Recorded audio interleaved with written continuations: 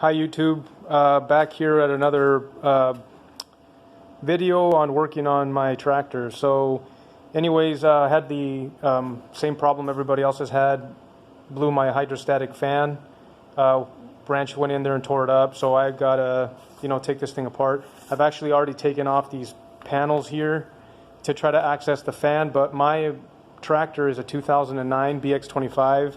For those of you who own the Bx25 2009, this one does require the engine to be moved. So the motor mounts need to be loosened. There's other videos that do a much better job of explaining it in terms of what you need to remove. But what I did want to show is the differences that are out there, because I've seen in a couple forums that people get confused as to which ones need to have the engine moved. And if you look at here,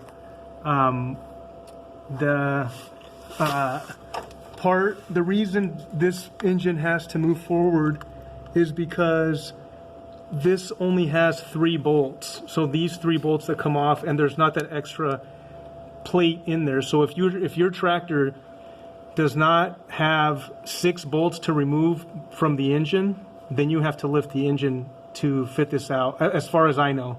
I've tried everything else, several hours, and nothing. So I'm going to get a cherry picker and actually lift the motor.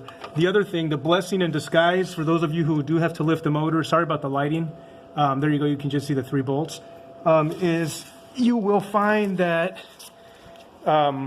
it's a good time to change out the fan belt.